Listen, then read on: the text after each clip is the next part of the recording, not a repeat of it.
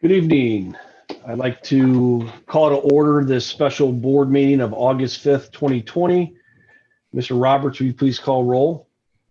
Mr. Butler? Here. Kruger? Present. Mr. Metzler? Here. Mrs. Talley? Here. Mr. Unati? Here. Okay, thank you, Mr. Roberts, for that. We will dispense with our regular format due to a special board meeting that we're having this evening. So we're going to skip a lot of formalities and get right into the special board meeting. So with that being said, I do know that there were many folks that had written in some questions for public voice.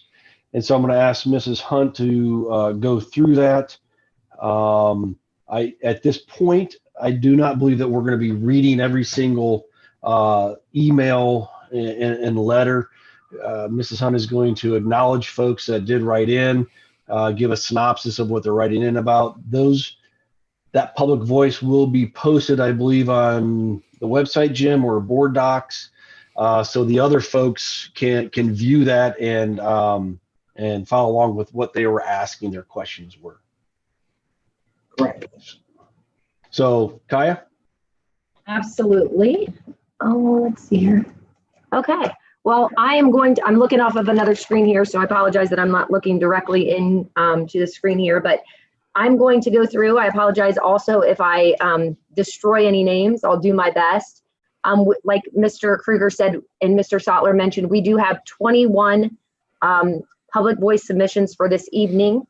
I am going to summarize them. Majority of them, 20 of them, are in response to the back to school plan. We do have one that is in response to, it's Jenna Ackland, and she is asking what we are doing to address adding the full American history into our curriculum. At this time, just mentioning this to Jenna, this meeting was specifically for the back to school plan. We will be in touch with you to address your concerns with that and to answer any questions that you might have. But your questions, most like they will not be answered tonight at this board meeting. And then moving on, we do have Carla McKeon, Amy Hockman, Paul Markoff, Brittany Fox, Wendy Adams, Michael Russell, Anthony Huey, Lisa Fox, Layla, Cheryl Snyder, Mariah Fox, Yvonne Bennett, Stacy Roth, Marin Schaefer, Amy Gisecki,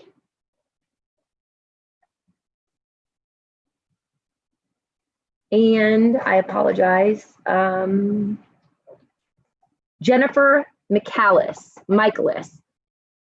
Those individuals all have a great deal of information that they have written in.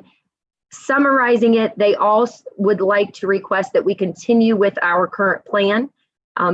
In the summaries, they all mention that they believe that there are several different options with the plan to give parents the choice of the option that their students can return, whether it be hybrid or remote learning. We also had a submission from Christina Bird that is requesting that when we go to level 2 orange, that it currently calls for exercising extreme caution, and she is asking why masks are not being required at that level. And I do believe that Mr. Sattler will address that this evening.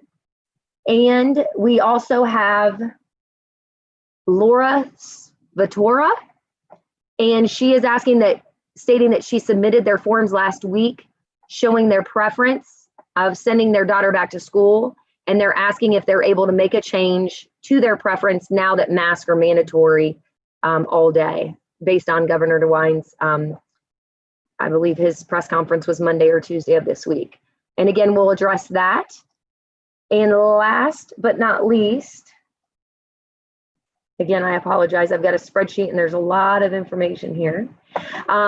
We have Miss Arnetta Davis has many questions of return to school plan.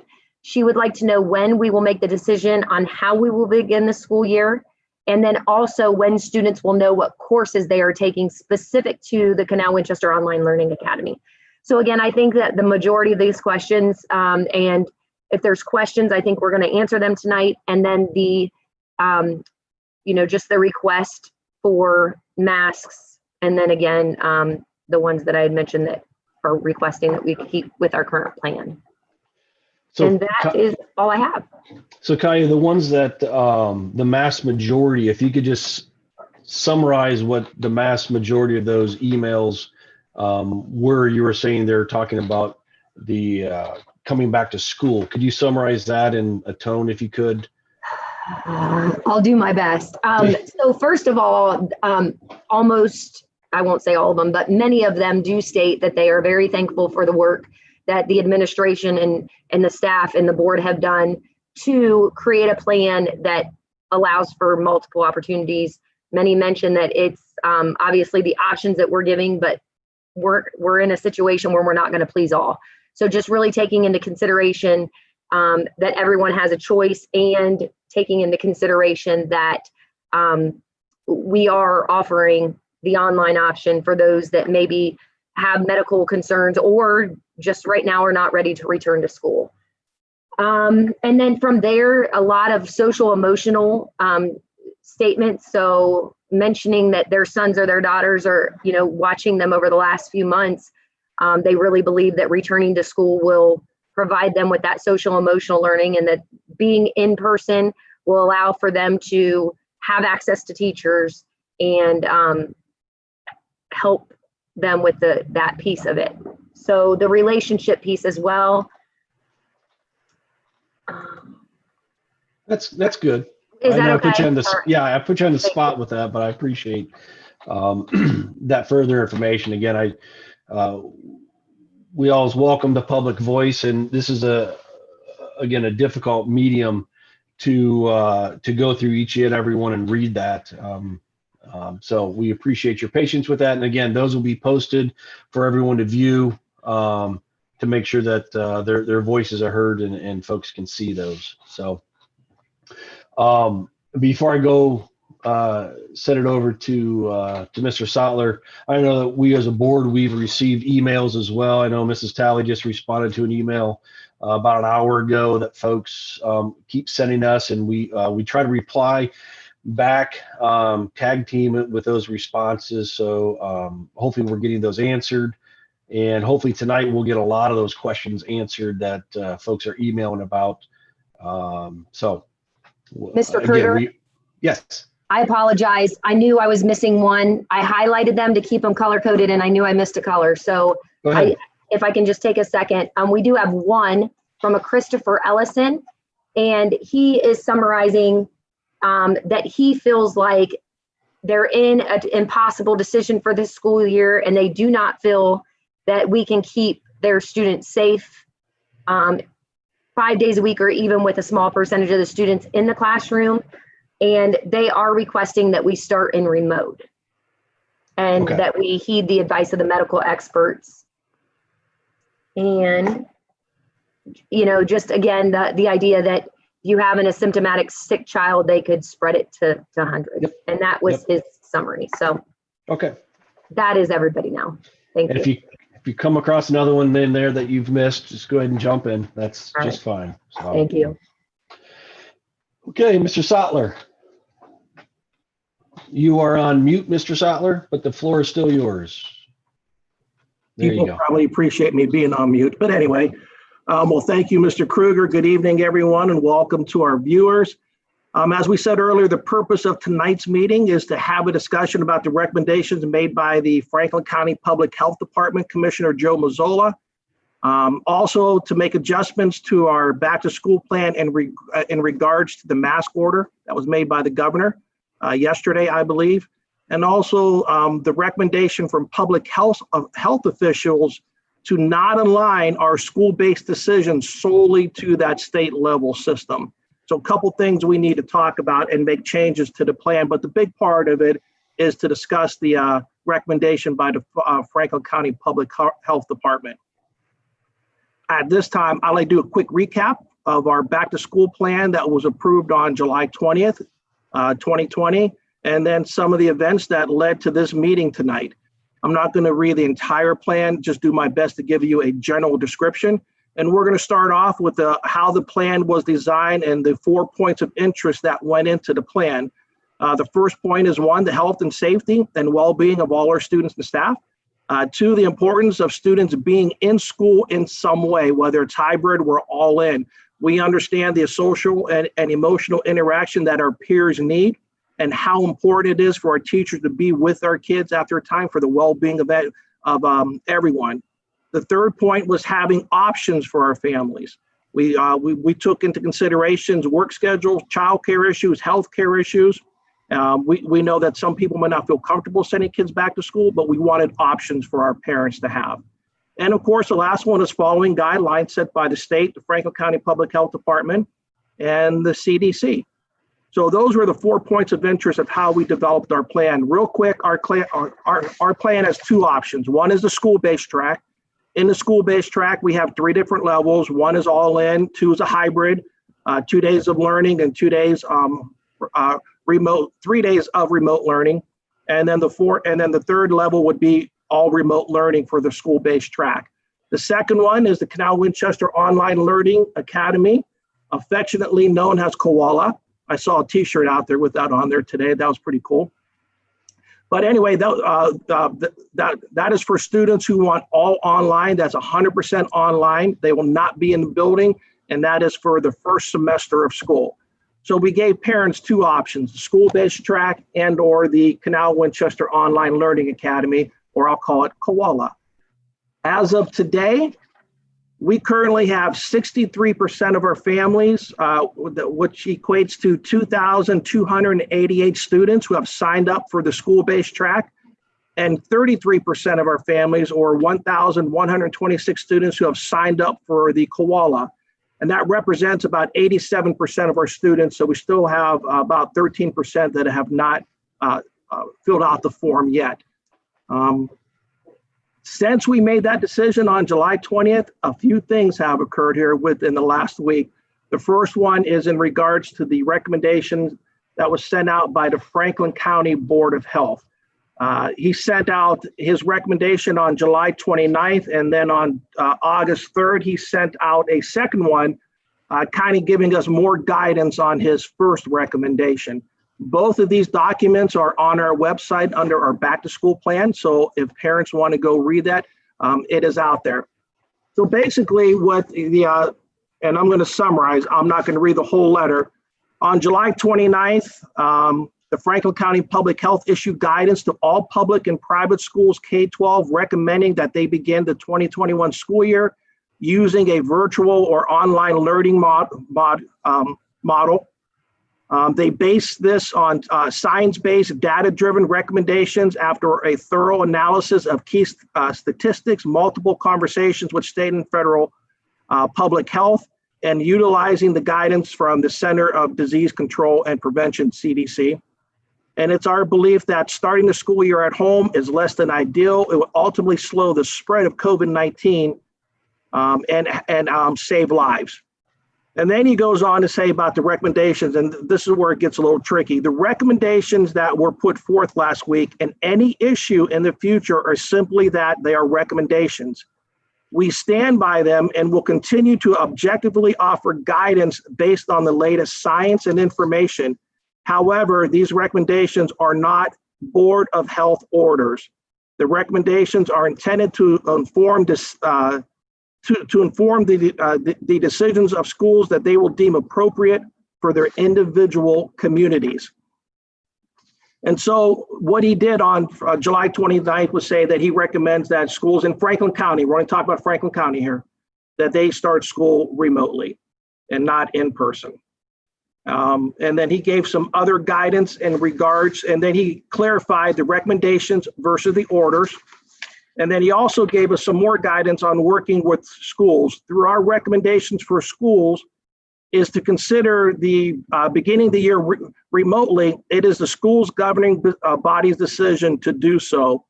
Our job is to provide guidance and information, and we will work with schools in whatever capacity and environment in which they choose to open. In anticipation of that, the health department would recognize a few areas that are of interest to which we'd like to offer specific guidance. So they gave us some guidance. If we do go remote, okay, they gave us guidance on special education, intervention, social and emotional learning, that we could bring in small groups of students as long it is no more than 10 people in a group, which would be 9 students and a teacher, could be 8 students and 2 teachers, as long as we don't go over that 10 threshold. Same thing would be for extracurricular activities. He also mentioned for teachers or staff members, if schools choose to remain in remote learning setting, it is acceptable for teachers to teach from their classrooms in the absence of students, and so that would be appropriate. So the recommendation for us is that if we happen to go all online, our teachers will be in our classrooms, in our buildings, teaching from the building itself and not at home. And then the return to school plans, they're going to review our plan. Matter of fact, I have a meeting with them on Monday at 11 o'clock, and we're going to review our plan and guidelines to make sure that we're following all the protocols necessary. So a lot of information there in regards to the Franklin County Public Health Commissioner's recommendation of starting school remotely. The good thing for us is we don't start school for 4 weeks. And so that's something we should take into consideration, but I would like to open it up for discussion with the board. Hey, Jim, let me go back and ask, can you clarify, next Monday you said you're speaking with Joe to go over Monday, our plan? August, is that the 10th? Yes, Monday, yes, speaking with the Franklin County Public Health Department, 10 o'clock Okay. or 11 o'clock in the morning, correct. And that agenda is to do what again? Review our plan. So, Okay. and offer us suggestions in regards to our plans to make sure we're following protocols and guidelines necessary. So from that meeting, they would give you permission, they would give you guidance, they would say they agree with it. What do you expect would be a compliance with them from that meeting? I think follow some of they're going to offer us guidance if something doesn't look right. I mean, everything we did pretty much came out of the book of Franklin County Public Health and or the CDC. So we're very confident, but we want to make sure we have that extra reassurance from our public health department that our plan is suitable to open in the hybrid model if we have to go that route, and or, if we have to do something different. Okay, thank you. Well, I think, first of all, we all know, and from my personal experience as a teacher, we know that students in class, in seats, face-to-face works best. However, we have an issue with the health. And can we compromise one for the other? I like our plan because it gives us all the possibilities, and I see no reason to change that. Well, I did have a question, and I kind of picked up on this in one of those emails that Kaya read, but it was asking, I know we have about 4 weeks before school starts. So as we look at the numbers moving forward, a parent asked the question, can they switch levels? So for example, if we get into September and we look at the numbers and we're seeing them either plateau or either start to decline, can a parent choose to go from the, let's say, all online, the Koala model, to a hybrid model, or would they have to wait to the end of the year, and vice versa? If we go, and we're still kind of a little ways out, but if we decide we're going to go to a hybrid model and the numbers do start to look bad or the parents are concerned, would they have the option to put their kids online if they felt uncomfortable once the kids got back in school? Yeah, good. Very good question, because those are the ones we're getting. Once we make the decisions and we start scheduling our kids, that's pretty much the decision that you're going to have to stick with. We are going to expand our closing date to Monday, August 10th. So we're going to give parents a little more time to decide on the option that they want based off of this meeting, based off of the new mask mandate that we're going to talk about here shortly. So we are going to expand that. However, once they do that, they're going to have to stick with that model. It's at least for one semester. That's it. So it's not going to be all year. However, we all know that there are circumstances that come up sometime that we'll have to look at it on a case-by-case basis. But however, we're going to stick to once you pick that plan, that's where you're going to be for the first semester. Okay. Okay, and I have a question as well, Mr. Sattler. Yes. I was wondering, have you received any guidance from the public health officials regarding why it's not the best recommendation to use the state risk level indicator? Yeah, they said there are many factors that go into, from their point of view, what level they're on. And schools have other metrics that we should be using outside of the positivity rate or the cases per your county and or your area. And just so everyone knows, and this is on their website, and our area code 43110, which is our biggest area code here in Canal Winchester, our caseload is at 2.8%, which is about 102 cases. And this is as of yesterday, August 4th at 10 a.m. So this is information that people can go on Franklin County Department of Health and look up themselves. But they also told us to take into consideration, you might have to close just one building because of some kid, you might have COVID, a quarantine going on. You might have attendance could be an issue. We have too many kids out, too many staff members out because of sickness or ill. So to put everything on that one system is not a one size fits all. So that's why they want us to use other metrics besides that, and use that as a guideline, but not as the one size fits all for everything. Okay. If that makes sense, hopefully. Yes, it does. And it kind of segues into another one of my questions, as far as if a student shall come down positive with COVID, and then the classroom and the staff, teachers have to quarantine, how will the district control for that as far as teaching the in-school students if more and more teachers are becoming either infected or they have to quarantine? I presume you're going to ask for substitute teachers, and then they have to be screened to make sure they don't have any symptoms. And it seems like it can be kind of complicated when you think about the situation if someone were to come down with COVID. Absolutely. Many factors that will go in to determine where we can go. We'll try to get a substitute teacher, depending on who has come down with COVID, whether you're asymptomatic, whether you have symptoms. The beauty of it, the teacher could also teach from home with their kids remotely. So maybe it's just that class that we're doing during that time, or that hallway that we can do that. So that's a good thing of having that remote option for our hybrid kids, that we can go into that mode. But we would try to get a substitute in as quickly as we can. Every school district will be fighting for subs. So, it's challenging on a regular school year, and this is going to be more difficult. But, those are the issues that we're going to have to work through as we get there. Hopefully we won't have many of them, but we know we will. They're going to come up, and we're going to do our best to make sure that we continue to educate our kids in some way, shape, or form, whether it's in person or whether we're doing the remote learning. Okay, very good. We also are going to add, with our building of our curriculum, some of the professional development we will be doing at the beginning of the year. The teachers will be building their curriculum within their either Google Classroom or Canvas, and we are going to work with them to build 2 weeks out. So as they're building their curriculum, it will be prepared for 2 weeks out to prepare for situations, because we know we will be in that situation.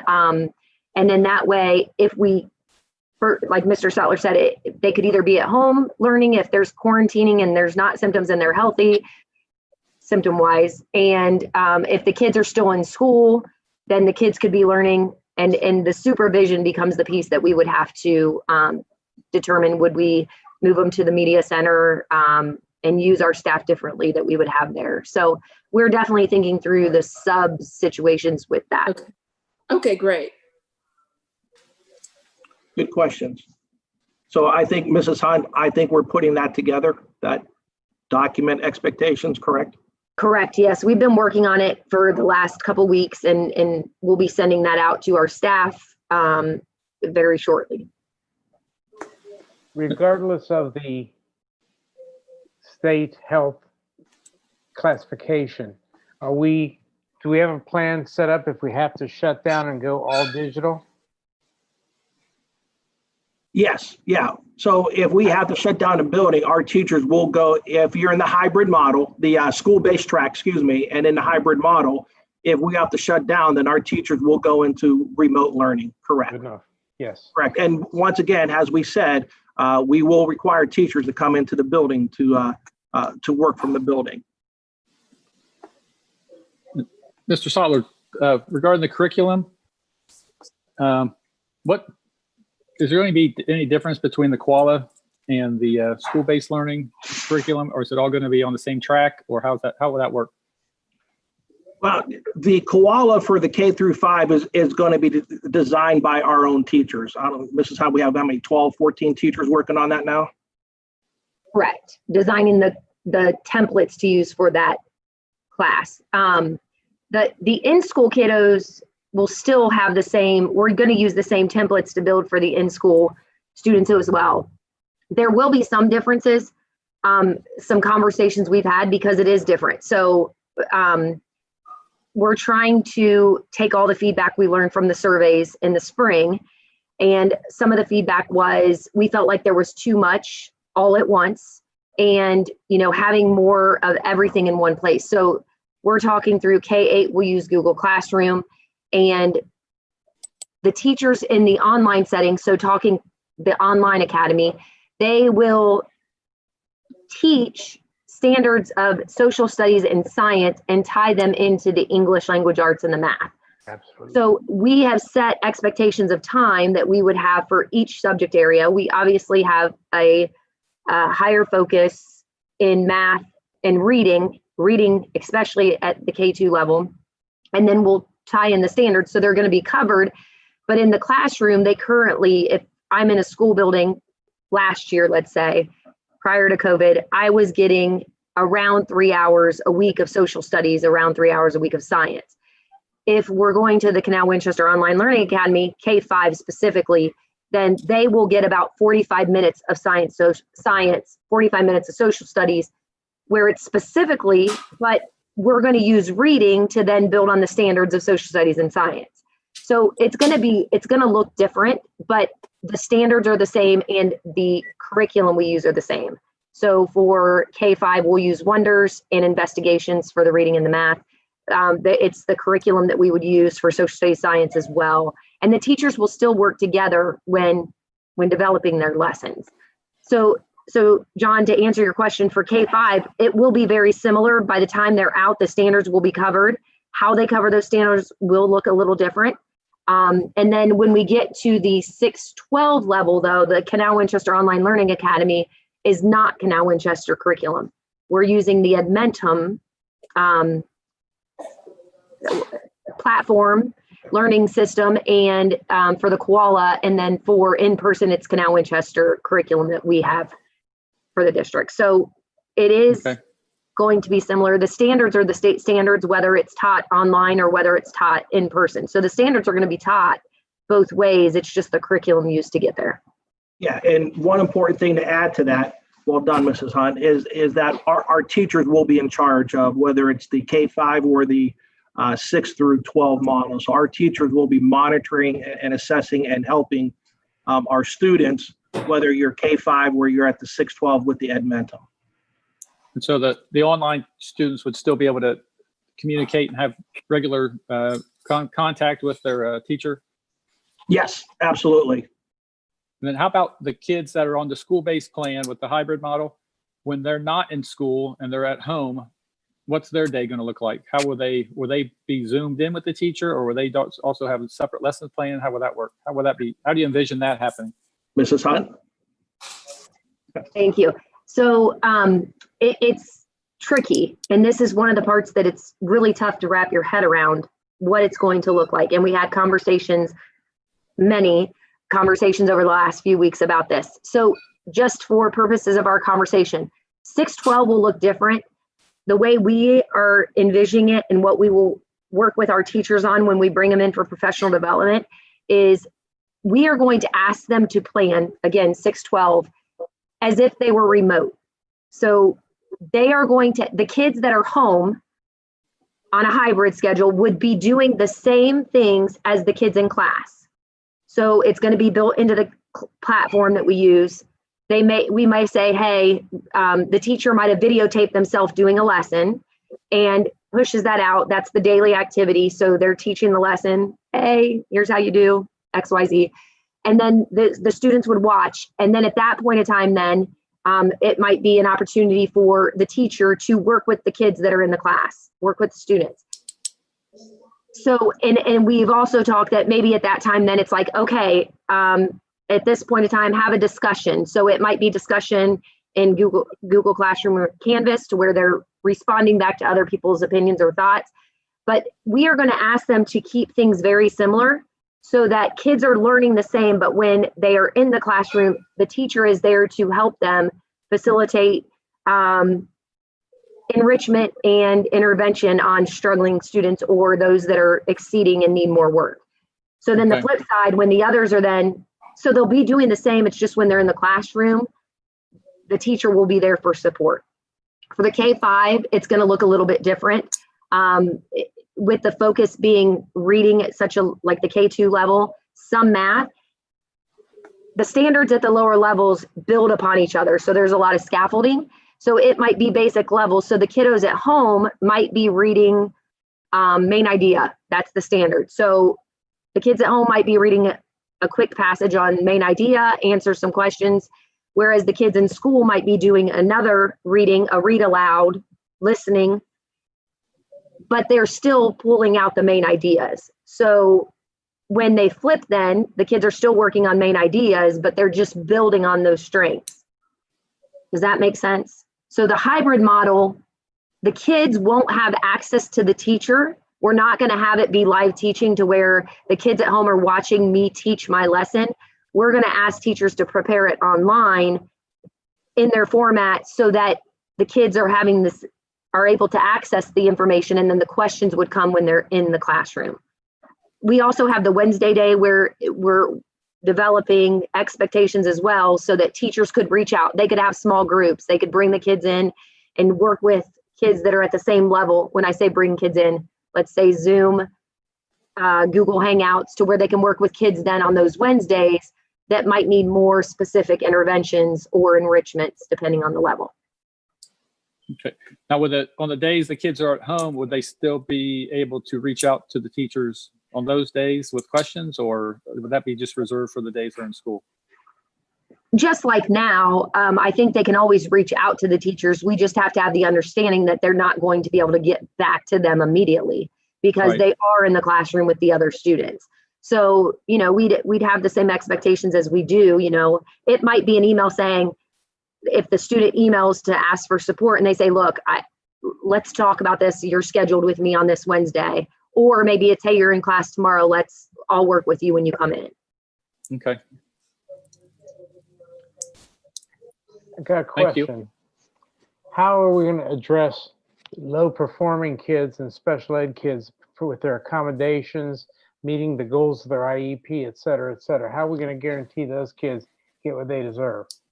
Well, the good thing about that, Mrs. Hippler is working with many of our special ed students right now on a plan to see whether one of them is, do you want to come in school? And if not, how are we going to meet their needs from home? And so that is something that our special ed staff is working one-on-one with parents and families to figure out and trying to find how do we meet the needs of that IEP, whether it's in school or whether it's remotely or maybe even in person at their house. So the goal is we're going to have our buildings open, whether we're in all hybrid or whether if we're in remote learning, and we're going to have times available for if kids need to come in for counseling, if they need to come in for medical needs. Now we'll have to do it at a very low level. Can't have more than 10. We're not 9 students in one area if we're all remote. but we're going to try to meet the social, emotional, and well-being of all our students, including our special ed students. So we're going to do our best to continue to provide that. I know Nationwide Children's Hospital, our interns want to continue to provide for our kids. I know our counselors do. And we want to make sure that we're hitting the needs of all our kids, whether you're in school with the hybrid or whether you're in Koala or just total remote. So. Very good. Thank you. Jim, I had a question for you. In one of the emails Mrs. Hunt read off, it was about the mask requirements. And I know Governor DeWine put in a mask mandate. So I was just curious how that affects our plan. And is that going to affect our kids when they're on the buses? Is that going to affect our kids in the building? Does that change what we've already laid out? So that was my question. I know that was part of that email that Kaya had read off earlier. Yeah, that is going to change. And that's one of the things that we're going to change in the plan tonight, that all kids K through 12 will be required to wear a mask. And that's in regard to the mask mandate that the governor put in place yesterday, which includes schools. So the first mask mandate, I don't know if people realize, did not affect school districts at all or kids. Okay. So the one he put in yesterday actually affects our kids. So it was that only 3 through 12 were going to have to wear a mask at certain levels. Now it doesn't matter what level we are on, all kids will have to wear a mask to school from the time they get on the bus to the time they get off the bus and everything in between. Of course, if they're in their own cars, they don't have to wear that with mom and dad. But once they get out of the car to walk on our school grounds, the mask got to come on. So we're working on trying to give mask breaks throughout the day for kids. We know as adults, it's tough to wear a mask all day. So we got to figure out if we're far enough apart outside, social distancing, take your mask off. When could we give, especially our youngest kids, those little opportunities? Of course, when they're eating, they'll take their mask off. You can't eat with the mask on. But yes, that is one of the things that we're going to make an adjustment to. I know some parents are not going to be happy with that. However, it is a mandate by the governor. It's not a recommendation. It's not, this is a requirement. This is a mandate. So we have to follow that. So that's why we're extending our deadline to August 10th. We know this might change some parents who wanted hybrid. And now they might want the Koala, the online, because of the mask. And I respect their opinion on that and where they want to go. But that's something that will change. No matter what level we're on, if you're in a school building, you're going to have a mask on. And Jim, obviously that will probably change if the mandate comes off. As a state, that we'll have to then revise our plan if that's changed by the governor. So we're going to kind of follow the direction with that mask situation. Is that correct? That is correct. And, this is what we said before. This is not a set in stone document. It's going to change. We put it out on July 20th. It changed on the 29th. And then it changed possibly changed on the 3rd yesterday with the governor's mandate. So, this document's going to change throughout the, hopefully not a whole lot, but we will have other changes, probably, who knows when, in regards to will Franklin County come off a level? We don't know. Well, according to the masks, a couple things on that. One, obviously, we're trying to get the kids back in front of teachers. And if it's having to give a concession to have the masks on, I think we need to, obviously follow that and do that as a community, but also as a district that say, if this is what it takes to get the kids back in, let's just do it. Let's not argue about it. Let's just mandate that and get them back in front. So a lot of things that are going to be kind of changing. Some folks might go, well, I don't like that change. Well, it's all the change that needs to happen so we can get back safely and get kids back in front. So I did see a lady, I don't know where I was on social media yesterday, but I did see a lady that she was requiring her son to wear a mask anytime he wanted to play games or watch videos.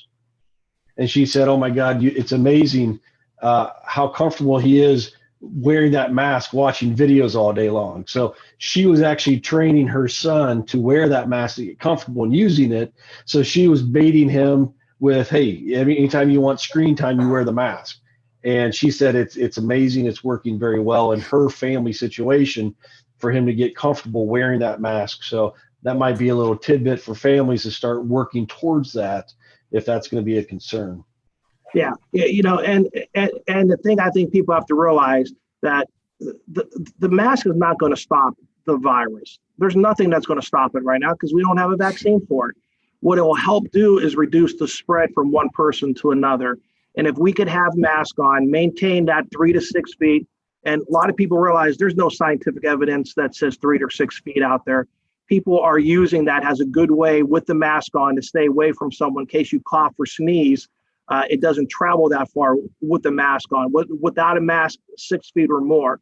So it's really about keeping other people safe. It's about reducing the spread so we can keep our kids in school, whether it's all in, we're in a hybrid model. And then, of course, washing your hands and not touching your face. If we can do those 3 things, then we should be very successful in keeping our kids in school and reducing the spread while we're here at school. Hey, Jim, I wanted to jump in some numbers that kind of that I found interesting. You said 2.8%, 132 cases. So our zip code 43110 that is in Franklin County, we are only representing 2.8% of the entire positive test in Franklin. Is that what those numbers say? They're just showing zip codes with 10 or more cases and going by, and so the highest one is 13%. And then we're down at the 2.8%. So we have 132 cases. So of all those cases, we're at about 2.8%. Okay. Well, Jim, what does that number mean? Does that mean everybody that got tested, 2.8% of them tested positive, or what? These are, once again, this is going by the cases as of August 4th that tested positive. So we're representing 2.8% of those cases all in Franklin County is what I believe that is saying, John. Within the zip code area, correct. Yeah. I think that means that of the people that got tested, 2.8% of the people tested positive in our zip code. In our zip code, and we're one of the lower ones. Right. So it's not saying we represent 2.8% of all of Franklin County. Just for our zip code, 2.8% of the people that got tested positive. Now, I believe Franklin County. Number of cases, percent of total cases. Okay. So other numbers, Jim, that that you and I have looked at and have mulled over. So Franklin County, our zip code in Franklin County for the positivity rate. I was online today, and we represent right now Canal, Winchester, a part of Franklin County. Our positivity rate is between 10% and 14%. Correct. So you take the other part of our school district that is in Fairfield County, our positivity rate in Fairfield County right now is 8.11 to be exact from those numbers. So if you take a little sliver of little 43110 out of big Franklin County and Fairfield County, we're right around that 10% positivity rate, which I know we're working towards to get that down into single digits as a whole. But I thought that was interesting that our landscape, we don't, I guess if you look out your windows, we don't look like Franklin County as much as we look like Fairfield County, but obviously we still have numbers of Franklin County that we have to represent. So I was combining those numbers, and it looked like we're hovering around the 10% positivity rate as a school district, bordering both of those counties. Yeah, those numbers would be accurate. Correct. Okay. So it's a good segue into my next question, but sorry, I cut you off, Mr. Kruger. No, you're fine. Go ahead. Okay, so the big question I have is we move forward. I know we still have 4 weeks, so we're fortunate that we have some time, but we talked about the positivity rate. So what metrics are we going to use to make our decision moving forward? Because I know it's constantly shifting. So are we just going to look at positivity rates? Are we going to look at what's going on overall in Fairfield County? So I think those are the questions our parents have, because I know there's a lot of people watching, and they're kind of curious on where we're headed as far as the school year goes. So what numbers should they be looking at, and what numbers should we be looking at as we make our decision? These are the numbers, and talking to Joe Mazzola, that they really want us to look at, or that they're going to look at as we move forward. Declining cases, and really they want to see over a period of time, ideally 4 weeks. And right now, Franklin County is on a decline of cases over the last 2.5 weeks. So we're seeing less cases in Franklin County. Positivity rate at 10%, but preferably closer to 5%. I think most people, public health officials know getting to 5 anytime soon is not going to get there. But if we can get to 10, we're close to 10, that's going to be another metric. And then improvement in the risk level at the state level. So that 1, 2, 3, 4, the chart that they have out there, moving, if the state or county moves us from one to the other. So we're on a 3 right now, the red. If they move us to the 2, the orange, to them, that could be one of those things that can help us get back to school sooner. So those are the three important things that the Franklin County Department of Health will be looking at, and really what we should be looking at too to help determine where we're going to go. It was good news to hear that our caseloads have been going down here in Franklin County. Now, I'm only talking Franklin County, I'm not talking Fairfield or the rest of the state, just here in Franklin County. So those are the 3 things that they're looking at: the declining cases, positivity rates below 10 or at 10, and improvements in the risk level by the state advisory system. And they even put in here, i.e. orange level, which would be level 2. Jim, for the parents and the community, can you just gloss over or go over real quickly what kind of interventions for cleaning and hygiene are going to be in place? Yeah, so we are going to have our buildings disinfect and sanitize, and then put the, and I can't think of, Prevent 24X on, which is a barrier for COVID. So every classroom, every building, every desk will be sprayed with that, and it can last up to, from my understanding, 60 to 90 days. It's a barrier, it doesn't prevent it, but COVID doesn't attach itself to it. We will continue to do extra cleaning in our high need areas, whether they're front entrances, their doorknobs, restrooms. We won't be using water fountains, but however, we know kids might have to fill up water bottles, especially at the middle school, high school. So we got to make sure that they have opportunity for water. So all those high areas, our custodian, I have Roger McCloney and Mike Bruning on my COVID team, who will be working with the buildings to make sure we maintain sanitation. All buildings will have sanitizers throughout the building. We're actually building little foot pumps where you don't have to touch it. It's been on YouTube. So every building will have 5 or 6 of those in there. If we'll have teachers will have masks on, of course, that's a mandate. We also bought shields. 3 weeks ago, shields were okay to use. Unfortunately, now they're saying they're only good if you wear a mask. So that's an extra precautionary method that our staff can take, or a child can take, is have a mask on with a face shield. So every teacher will have a face shield, and that's the option for them to use it with the mask, but they have to use it with a mask. They just can't have it just a plain face shield, and or the students. That's something new. And so we're going, there's a lot of things that we're trying to work through right now. How can we best maintain a very clean building for our kids? How often do we go in there and wipe down desks? That Prevent 24X is a game changer, because we don't have to do it as often, because it doesn't attach to the actual desk itself or the equipment itself, but we still got to go and clean. So we'll be doing, I know Roger McCloney is working with our custodial staff. We have extra cleaning supplies. We purchased a lot of different stuff to help us get through the school year. So. And how are you addressing the water fountains? Well, I believe, and I'm not 100% sure, but at the elementary buildings, I think water fountains will be turned off, because I think every room has a classroom sink, so they could fill up water in there.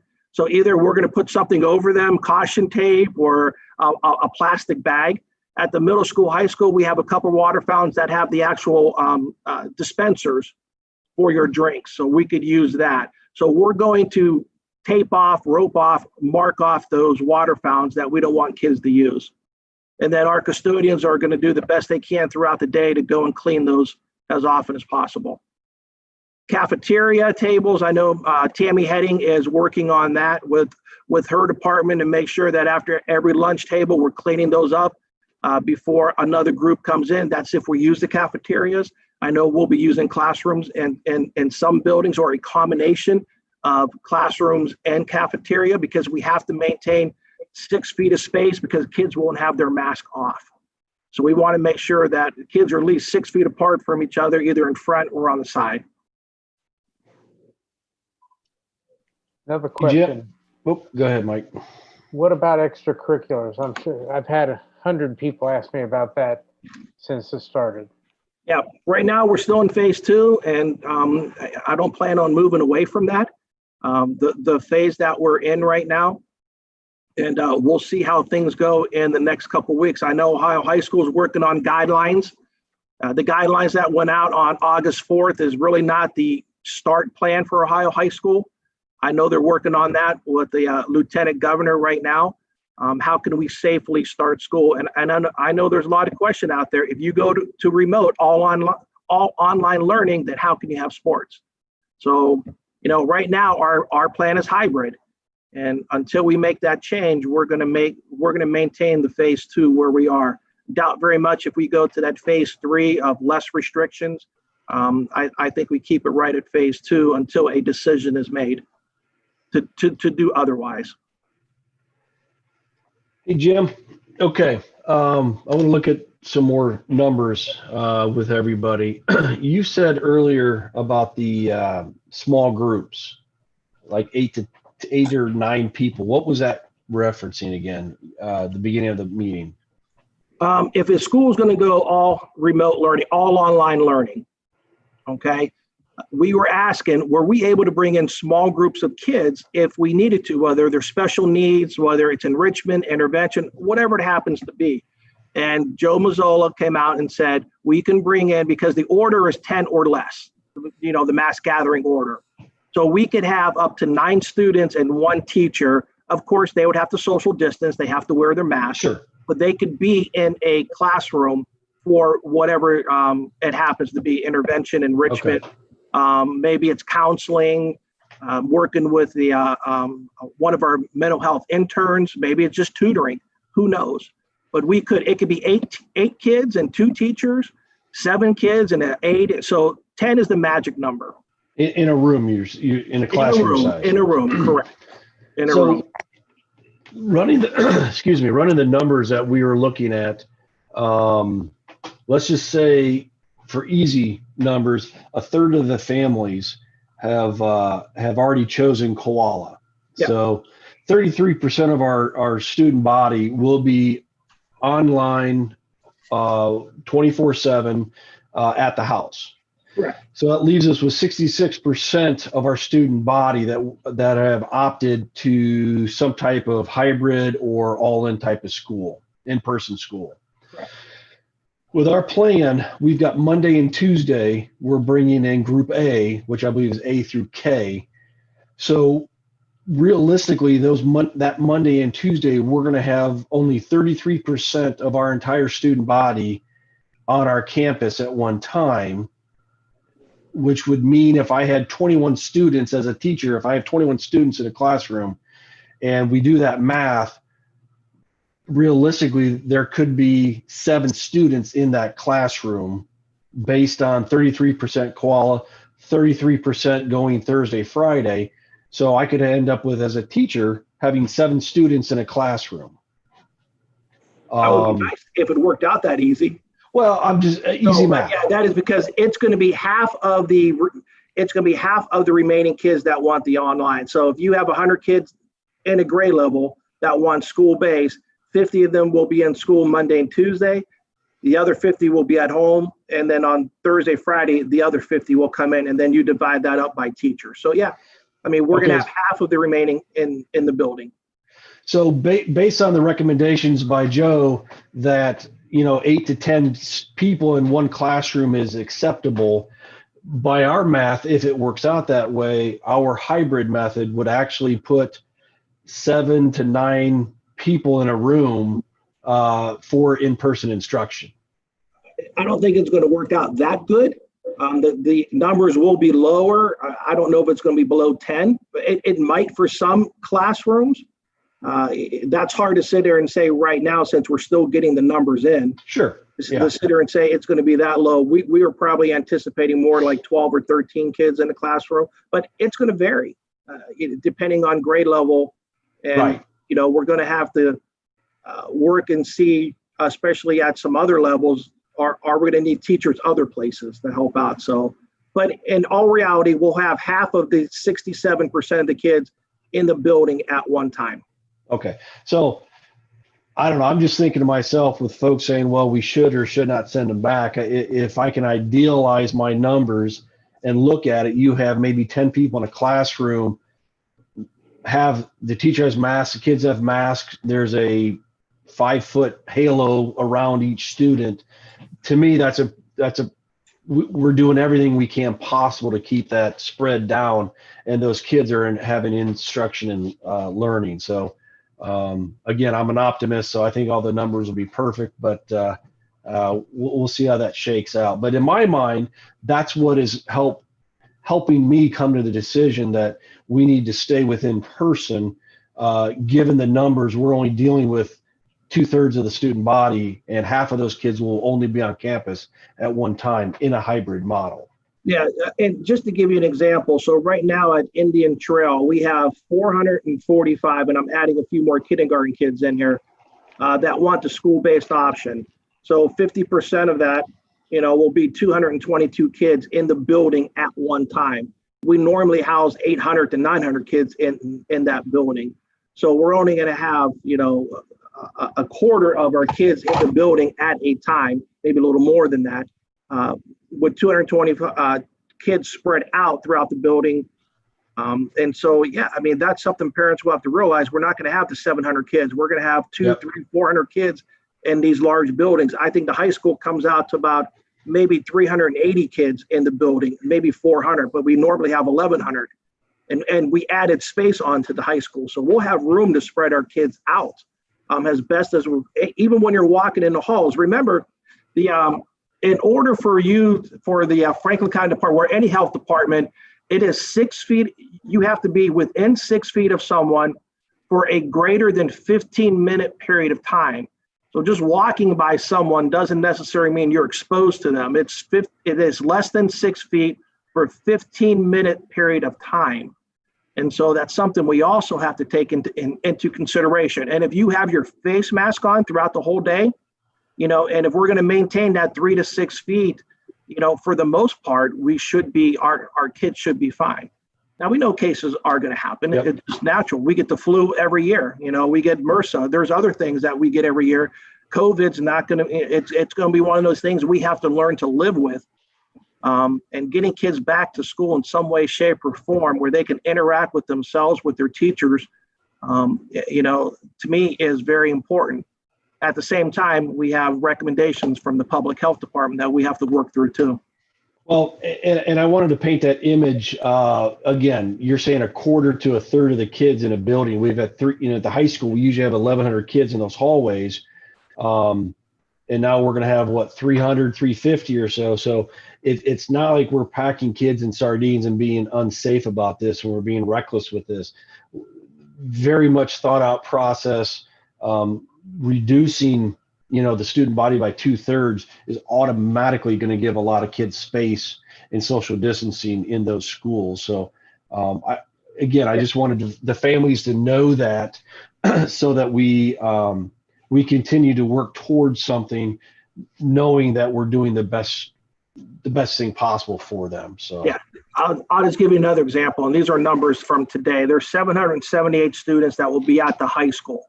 If you divide that by 2, so 50% is 389. So on Monday and Tuesday, you're going to have about 389 kids in the building. And normally we have 1,100 kids. And you put that, that's still a lot of kids, which I understand. That's putting a lot of people at risk, which I totally understand, including staff. But if we're following the guidelines, face mask, 3 to 6 feet, washing our hands, don't touch our face, and the building the size of the high school, especially with all the renovation and the new space, that should reduce or help us reduce if any spread of the virus occurs. hopefully. Seating charts will be, this is one thing that I didn't mention, seating charts will be everywhere. From the buses, when the kids get on the bus, there's going to be a seating chart. Every classroom, lunch periods, every place will have a seating chart in case we have to contact trace. If someone was exposed or it comes down to it, we know exactly who was around those kids. Hopefully the kids will maintain those seating charts and sit where they're supposed to. Kids follow the rules all the time, so I'm not necessarily worried about that. Wink, wink. But we will have seating charts everywhere for every inch of the building that a kid's going to be in. Now we know there's free time, space, hallways. That's going to be hard, but we're going to ask our parents and our students to work with us. If they want to be in school, they're going to have to follow these rules too. And so that's the important part. We need everyone on board, whether you like it or not, folks. This is the situation we're dealing with today.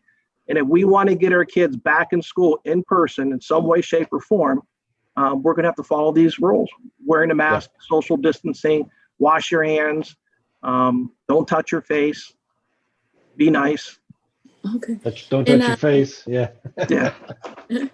Mr. Sattler, how do the numbers pan out with the with Winchester Trail in the middle school? Only because I know those schools were more at capacity than Indian Trails in the high school.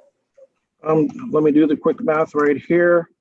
So at Winchester Trails, a total of 487. So you divide that in half. So 243 kids would be in at one time. And then now these are of today. We're still missing 13% of our kids. So okay. And then middle school would be, yes, I have my calculator, folks. Sorry, I'm not doing math in my head right now. 287 will be there in the building. At one time. At one time, yes. Yeah. And I don't know if you do the math, divide by number of teachers that we have. I mean, again, I think we might get down to that 6, 7, 8, students per teacher, which would make it ideal and be within the guidelines of what Joe was actually speculating or not speculating, specifying. Yeah, one of the things we have to take into consideration that we will have our own teachers doing our Koala too, especially at the K-5 level. So they'll be in charge of online kids throughout the day. So it's not a clear cut all teachers will be doing this because we do have to staff our Koala for K through 12 with our own teachers. So Mike and Kevin, you folks are educators. If you had an opportunity to teach to 7 students instead of 22 students, what type of in-person personalized instruction do you think you could give to 7 students instead of 21 students? Well, the problem becomes you only see them 2 days a week. The other upside of that is you can do more individualized things. You can communicate expectations, learning goals, all that more readily. The face-to-face communication is for teachers is vital. So that's good, but this is a whole new episode for everybody. So, and we're just gonna have to deal with it until such time as that we can get back to school on a regular basis.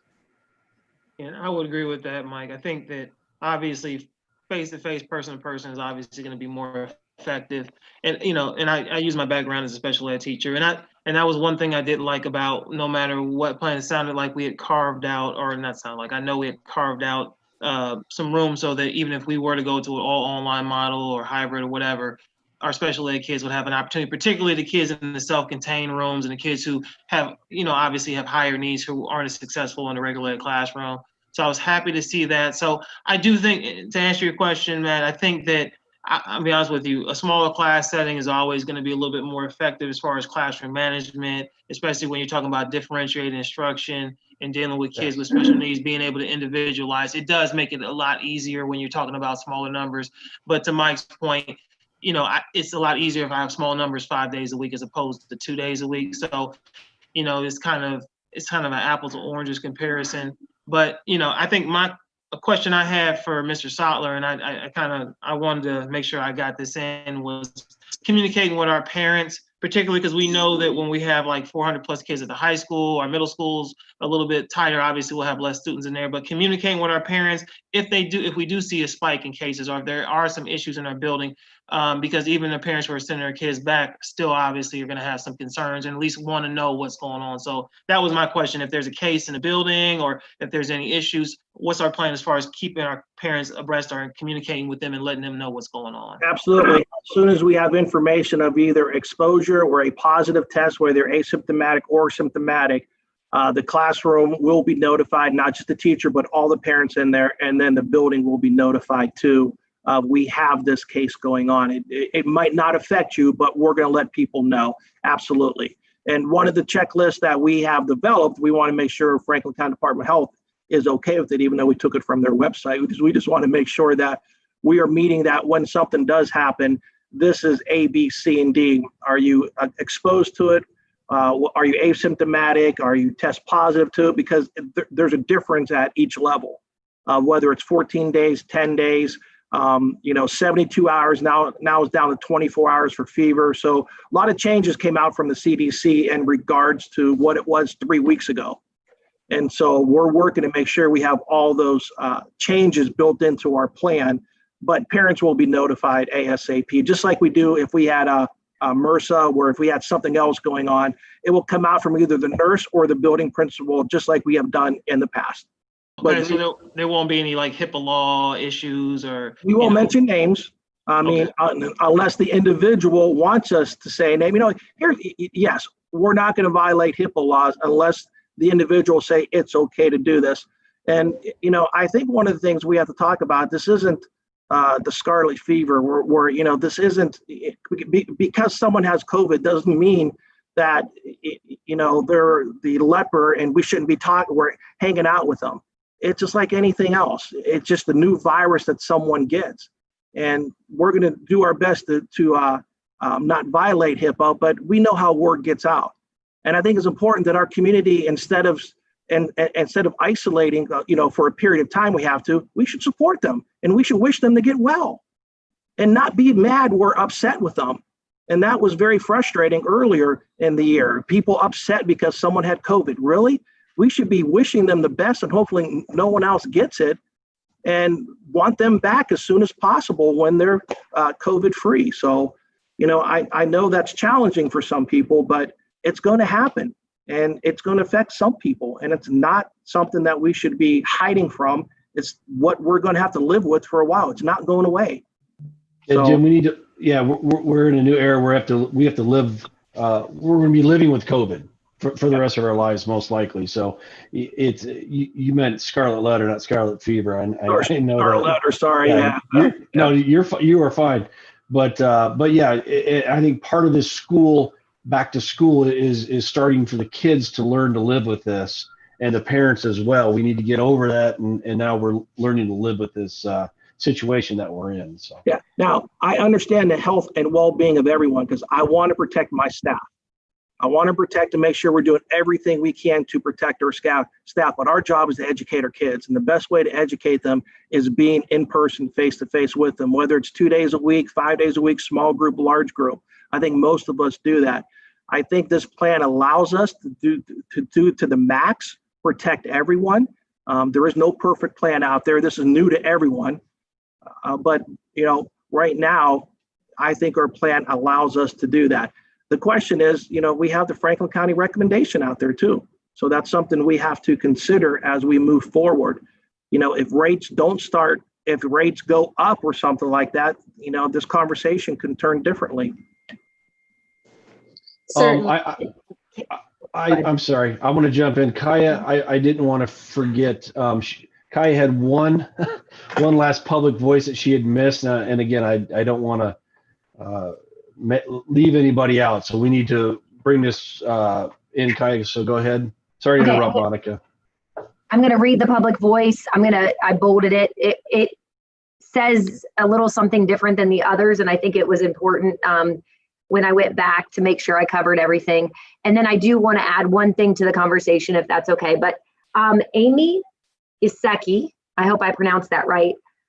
She wants the board to reconsider our thought process on returning, and it's a unique perspective. Her and her husband both work out of the home, and they both felt that they didn't have a choice between the blended in-school model or the remote virtual option, because they would have preferred the virtual remote model to begin the school year. But the FFCRA, which is the Family First Coronavirus Response Act, will only compensate a working parent for taking leave to care for their child if they have no choice. So if we were to go in a full remote learning and there was childcare that they would not be able to send their kid to school, then at that point they would receive funding. And so because we're offering a choice and they would need to still be home with their children, then they would not qualify for paid leave. And because of that, they wouldn't be able to afford it. So it's a unique kind of perspective that they really wanted us to consider. They were hoping that we would consider beginning the school year with the first semester 100% virtual in order to allow additional time for COVID-19 spread, and in turn would also allow many working parents the opportunity to qualify for paid leave under the FFCRA Act. Okay, thank you, again, Gaia.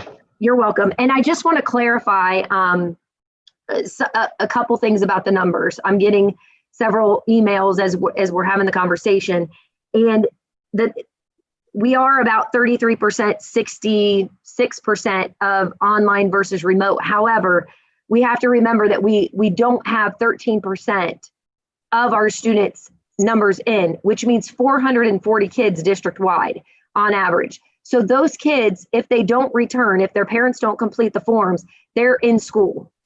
And we've obviously pushed out multiple times saying, we need you to do the forms. And to be honest, this is about the typical number that we get of wanting forms done at the beginning of the year, whether we're COVID or we're not.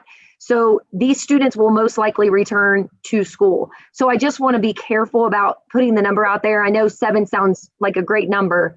That would be 15 kids per class total. 7 would be at home, 7 would, but I think that number is a little misleading, as Mr. Zottler mentioned earlier, because I think it may happen that we have a few classes like that, but we're waiting to see our numbers, and then we're going to balance all of the classes. And there's going to be some shifting around that Mr. Zottler mentioned because of the Online Learning Academy. And so just with that number, I don't think it'll be 7. I think it'll be more like 12 or 13 per class. And then if we're in hybrid, 12 or 13 might be in their classroom at a time, but then 12 or 13 are sitting or at home working as well.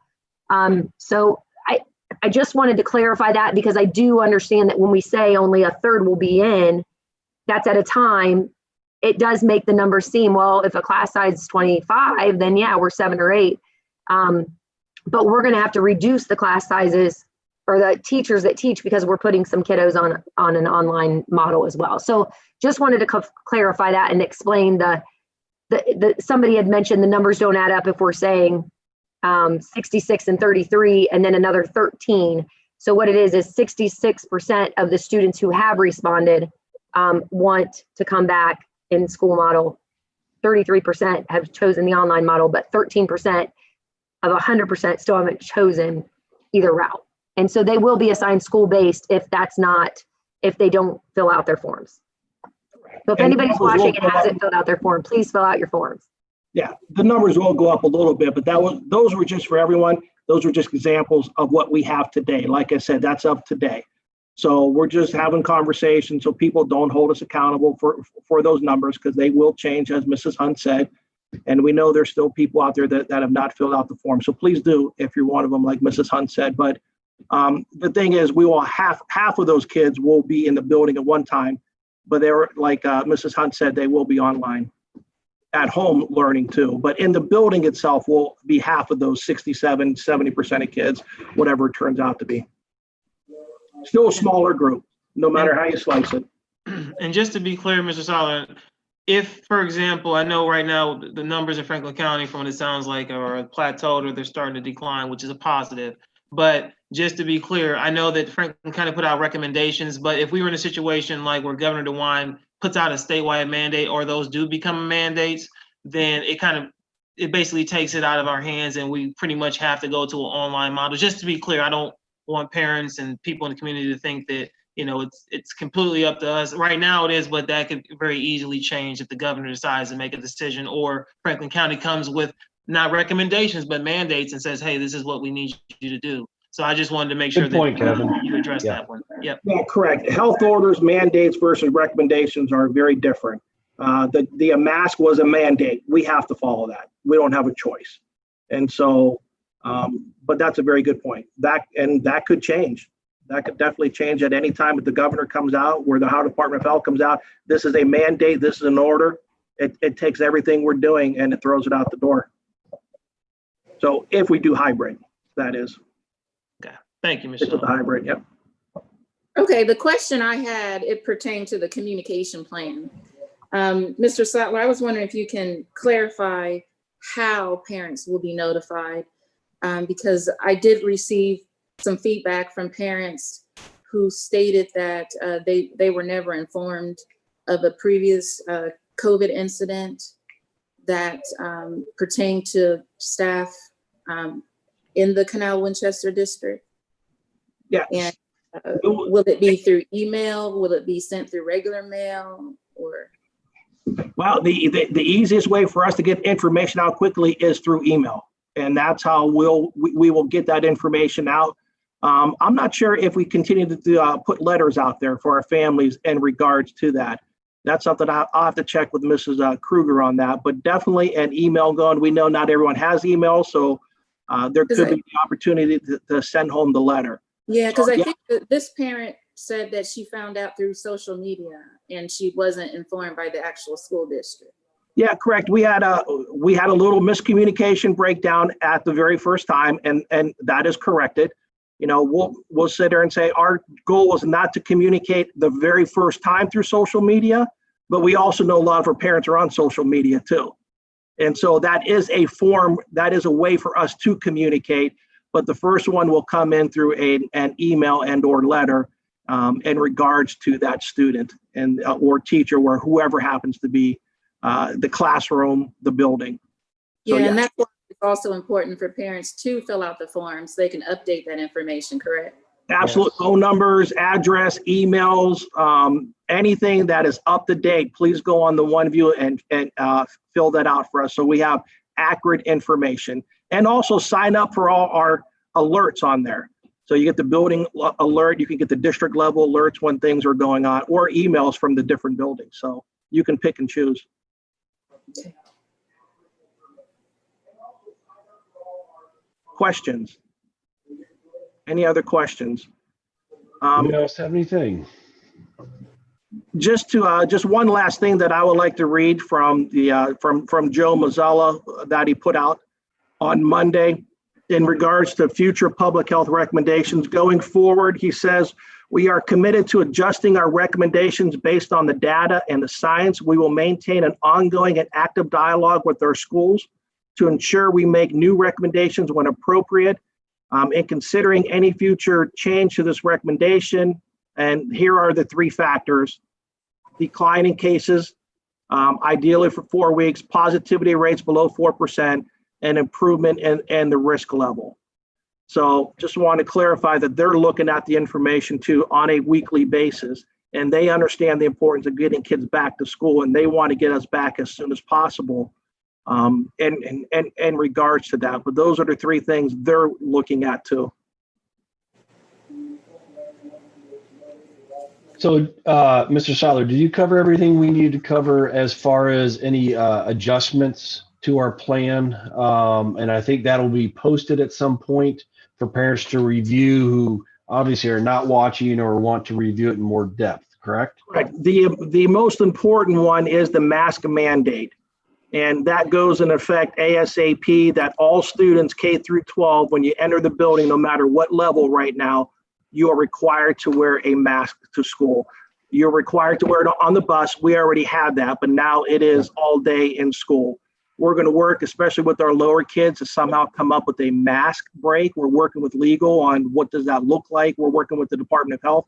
Can you help us identify some of those times? Because we know that wearing a mask all day is challenging. Now, the governor just said there are 4 or 5 exceptions to the rules with the mask mandate based off of your health conditions. But for the most part, our kids will have to wear a mask to school if they choose the hybrid, or if we're back in an all-in learning and the mask mandate is still out there. So, you know, I think it would be challenging if we had right now all the kids back in school without a mask, because the virus isn't going away. Yep. And we want to protect not only our kids, but our staff members too. That's extremely important to us. The other one is the level system that we have been working on, that we had out there, the 1, 2, 3, 4, and how each level right now, as I said earlier, they are recommending that we do not use that as the sole metric to make your decision on whether you are hybrid, online, remote learning. There are many different factors. So right now we're putting that system on hold, and we're going to work with the health department following those 3 areas that they talked about: the COVID rates, the case rates, positivity, and what level that they're going to be on. Right now they're saying level 3, which we're on, should be all remote, and orange should be your hybrid, which is level 2. So there's going to be a change there, trying to work through what is best for all of us. I apologize to our people out there. I thought we had a good plan. Most school districts have used that, thinking it was good, but then the public health official said it's not the best way to make your one decision, because there are many factors that go into it.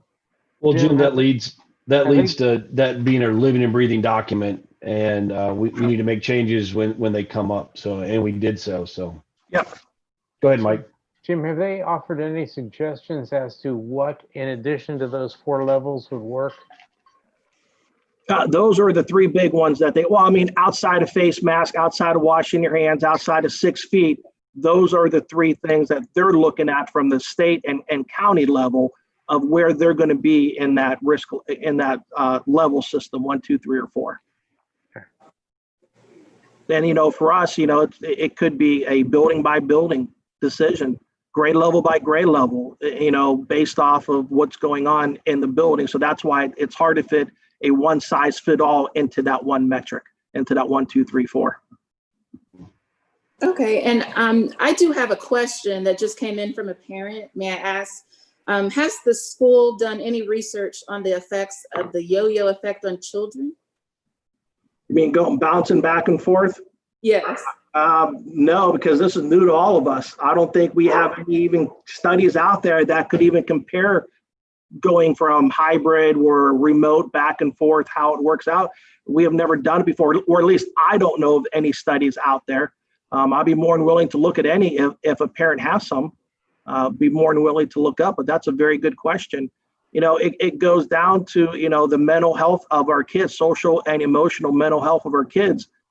Is it better being at home all the time? We're being with your peers a few days a week. It's better than nothing. I mean, there's many different factors that go into it, but that's a very good question. But I don't know of any studies out there where I've known any districts that have done the yo-yo effect. I like that, but if there is one out there, and if someone has it, please send it to me. Okay, thank you. Okay, so board, do you have any further questions that we need to discuss? I think tonight was more of an informational look at the data again, make sure that our course of action is what we all still are moving towards. So Jim, I don't know how to wrap this up then. That we'll probably touch base on a daily basis with the board and administration on changes that might be occurring. But if things do change drastically, obviously we will notify the public and have another meeting and discuss those. So. Correct. So I guess to clarify from the board and make sure we're all on board here, as of today, August 5th, we have 1 month before school. We're still on our plan of hybrid, and we're going to reevaluate it weekly. We're every other weekly with the Department of Health to see where we're going. And so the question is, if we, do we want to come back in 2 weeks, 2 weeks before school, a week before school, to make sure that, of course, we'll have an August 20th board meeting.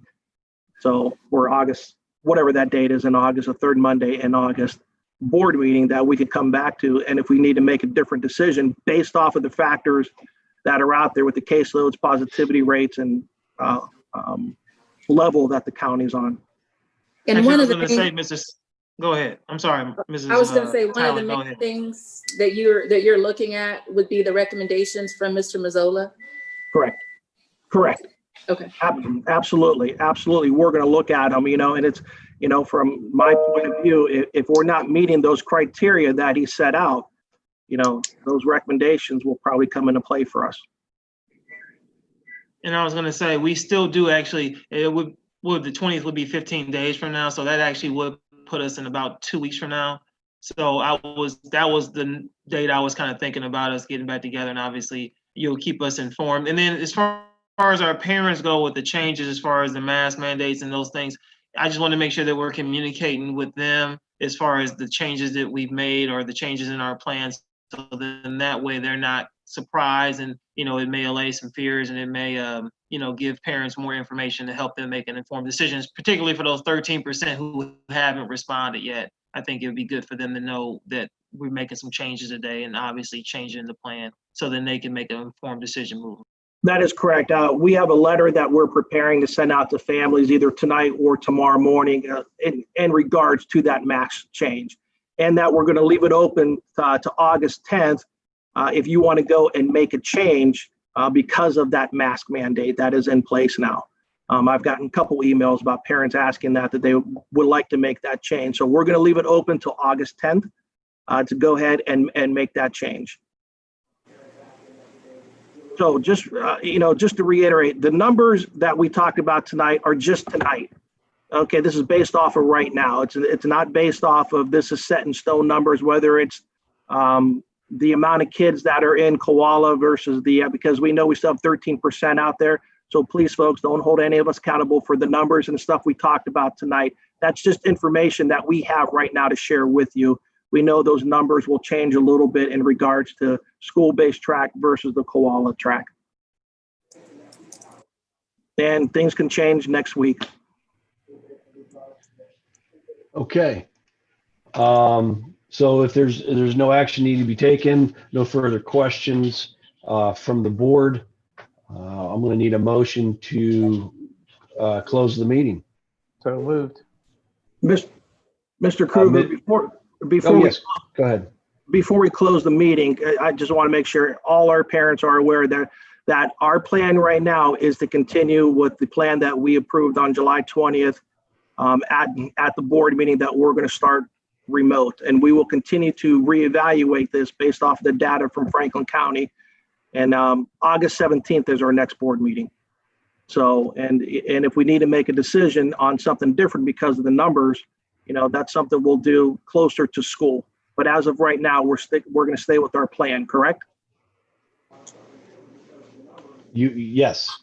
And I guess the board, this is not a vote, just a nod head that we're staying the course for the moment based on that. That's the consensus. And given that we have 4 weeks, we're going to reassess it week by week.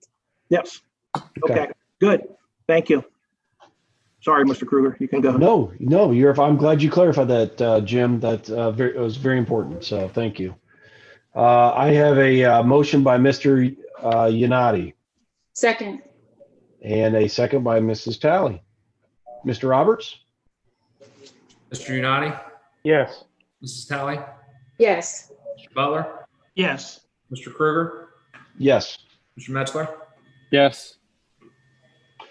Motion's 5-0 to close the meeting. Thank you, everyone. And we look forward to speaking to everybody soon. Thank you. Thank you very much. Have a Thank good you. evening, all. Bye-bye.